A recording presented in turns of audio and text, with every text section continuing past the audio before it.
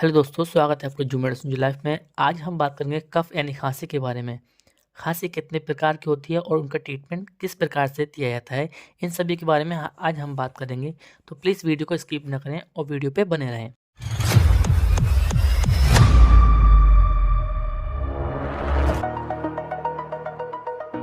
चलिए आगे जानते हैं। कफ गले और लंग्स के इन्फेक्शन के कारण उत्पन्न होता है। यह अपने आप में कोई डिजीज़ ना होकर दूसरी डिजीज़ का सिम्टम है। जैसे इसके कॉजेज़ के बारे में बात करें तो टॉन्सिलाइटिस यानी गिल्टियों में सूजन, स्ट्रेप थ्रोट खराब गला, कॉमन कोल्ड सर्दी जुकाम, लेरेंजाइटिस, स्वरयंत्र प्रदाह, वायरल इन्फेक्शन जैसे चिकन पॉक्स, मीसेल, मोनोन्यूक्लियोसिस आदि, वूपिंग कफ, काली खांसी, कुकर खांसी, एलर्जी, अस्थमा यानी दमा, क्रॉनिक ब्रोंकाइटिस, पुराना श्वसनीय शोथ, ट्यूबरकुलोसिस अथवा क्षय रोग। अगर इसके टाइप्स के बारे में बात करें तो आमतौर पर खांसी 3 प्रकार की होती है। ड्राई कफ, सूखी खांसी, मॉइस्ट कफ, बलगम वाली खांसी, वूपिंग कफ, काली खांसी। दौरे के रूप में आने वाली खांसी को हम काली खांसी ही कहते हैं। सबसे पहले हम ड्राई कफ के बारे में बात करेंगे। ड्राई कफ गर्म वस्तुओं का काफ़ी अधिक यूज तथा असावधानी के कारण लंग्स में कफ उत्पन्न होकर सूख जाता है। इस प्रकार की खांसी में स्पुटम नहीं आता है अथवा बहुत खांसने पर थोड़ा सा म्यूकस बाहर निकलता है। इसमें पेशेंट की चेस्ट में कंजेशन होती है। इसमें लंग्स के दोनों स्तर कहीं कहीं चिपक जाते हैं तथा साथ ही हेडेक रहता है। इस प्रकार की कफ में साय साय की वॉइस सुनाई देती है। इसमें खांसी बार बार उठती है, खांसते वक्त काफ़ी पेन होता है। चलिए दूसरे पॉइंट के बारे में बात करते हैं, मॉइस्ट कफ के बारे में। मॉइस्ट कफ इस प्रकार की खांसी में स्पुटम आराम से और अधिक मात्रा में बाहर निकलता है। आमतौर पर 1-2 दिन ड्राई कफ रहने के बाद रेस्पिरेटरी सिस्टम की म्यूकस मेम्ब्रेन में सेंसिटिविटी हो जाती है, जिससे म्यूकस ज़्यादा निकलता है। तीसरे पॉइंट के बारे में बात करते हैं, यानी वूपिंग कफ के बारे में। वूपिंग कफ एक इन्फेक्शन डिजीज़ है। यह कम्युनिकेबल है, जिसमें खांसते वक्त कफ आता है तथा सांस लेते वक्त वूप की आवाज़ सुनाई देती है। चलिए इसके इंस्ट्रक्शन के बारे में बात करते हैं। कफ के वास्तविक कारणों का पता लगाकर ही ट्रीटमेंट शुरू करना चाहिए। हल्का गर्म पानी पीना चाहिए। पेशेंट को बेड रेस्ट करना चाहिए। पेशेंट को स्मोकिंग तथा अल्कोहलिज्म नहीं करनी चाहिए। स्पाइसी तथा फ्राइड फूड नहीं खाने चाहिए।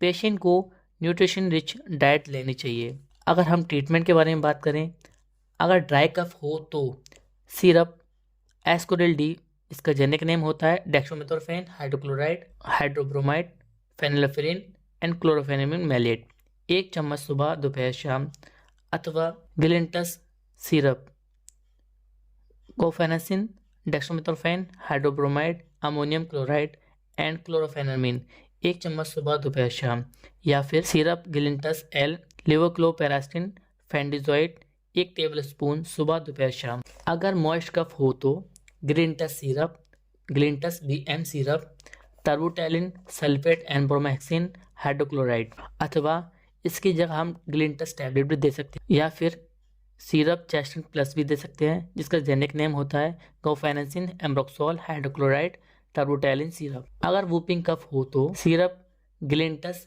CD, जिसका जेनेरिक नेम होता है codeine phosphate and chlorpheniramine mallet. इसके साथ एंटीबायोटिक के तौर पर कैप्सूल नोवोमॉक्स 500 एमॉक्सिसिलिन ट्राइहाइड्रेट, 1 कैप्सूल सुबह शाम 5 दिन तक दे सकते हैं, अथवा टैबलेट एल्टोसिन 500, जिसका जेनेरिक नेम होता है इरिथ्रोमाइसिन एस्टोलेट, 1 गोली सुबह शाम 5 दिन तक दे सकते हैं। इसके अलावा टैबलेट लेवोफ्लॉक्सासिन 500, 1 गोली सुबह शाम 5 दिन तक इसको दे सकते हैं, अथवा टैबलेट ऑडिरोक्स 300 रॉक्सिथ्रोमाइसिन रोजाना 1 गोली 5 दिन तक दे सकते हैं। अगर कोल्ड, सर्दी या बॉडी एक तथा बुखार हो तो टैबलेट सॉल्विन कोल्ड, इसका जेनेरिक नेम होता है paracetamol 500 mg plus phenylephrine hydrochloride and chlorpheniramine 2 mg, 1 गोली सुबह शाम दी जा सकती है। लेकिन अगर कफ ज़्यादा सीवियर हो तो और कंट्रोल नहीं हो तो इसके साथ में आप इंजेक्शन दे सकते हैं।